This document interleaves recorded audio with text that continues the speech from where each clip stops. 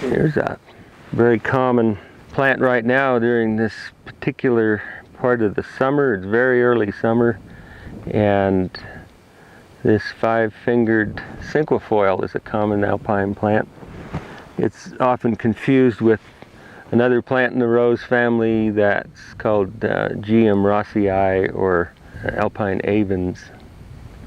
But this one, although it has the same flower, has a palmate leaf that's shaped like the palm of your hand with 5 leaflets, or 5 fingers that show up here.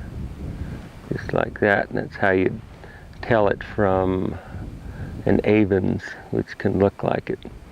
Avens are not edible. They don't taste good, and they're very fibrous, but cinquefoils are edible. So the 4 or 5 species of cinquefoil at this elevation, around 11,000 feet, are all in the genus Potentilla. And they're all edible, they're all pot herbs, and the flowers are tasty and kind of sweet if you pluck them off the plant and eat them raw. So they're a good additive for salads, and I'm sure the Indians added these. It's interesting that when you watch mountain sheep feed, they pluck the flowers off of these cinquefoils and avoid the alpine avens, which the flower looks identical to it. But they just put their nose down to them, and they can tell the difference, I think, by smelling it. But they avoid the avens flowers and eat just the cinquefoil flowers. 5 petals, lots of stamens. That's characteristic of the rose family. And another trait of the rose family that's common is that the root in all of the herbaceous members of the rose family is used as an astringent. Here's a couple of cinquefoils with the roots peeled back some. Take the outer bark off. And this one has a longer root. And you can peel this off to use it as an astringent. And astringents generally have 2 uses. One is to slow down bleeding. So you would peel all the dirt and outer perennial bark off of this root, and then get down to the white part and put it right into a bleeding wound when it's fresh. You can also dry it and powder it, which would have been done. I've done it.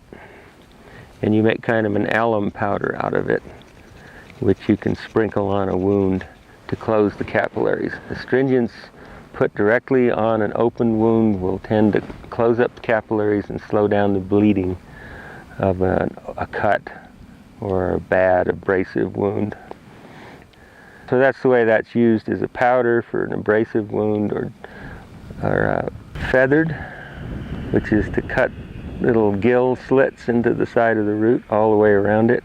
And that it just exposes more of the root surface area so that you can stick it into a cut and press it in there. So you hold it in with your fingers until the bleeding slows down or stops. I've used it a lot of times on wounds that were nasty, that didn't want to stop bleeding, either because the person has missing clotting factors in their blood chemistry, or because it's a really bad cut and it doesn't want to stop bleeding. So you'd hold it in there until it stops bleeding. It usually takes a minute or less. It may take more than that. I put one into an axe cut in a man's leg, where he ran an axe through the top of his foot, and it took hours. It slowed down quite a lot as soon as we put the root in there, and we'd change it and put a new root in there. In that case it was alum root, but it works just the same as cinquefoil root. And just about any of the herbaceous forms of rose family plants that you find in the mountains will work as an astringent to stop bleeding. They're also used as a mild astringent for diarrhea, loose bowels, where you've eaten too many of the top parts of plants, which sometimes, if you're not used to it, will disturb your flow through the intestinal tract and add too much water to it. And then you need to congeal things so that you don't have to stop every 10 minutes going down the trail. And the way you do that is to make a little tea out of this. You can either chew on the roots if you're moving, or you can use this root just the way it is, chop it off the plant, and use this one because it's not too thick, just the way you see it, or you can cut it in half to expose more of it to the water, and it'll make tea a little quicker that way. So any of the rose family plants up here, and there are lots of them when you get into the mountains, can be used this way as a tea. And some of them are pretty pleasant tasting. They're always a little stringent to taste, which means they'll make you pucker a little. But they're good medicine.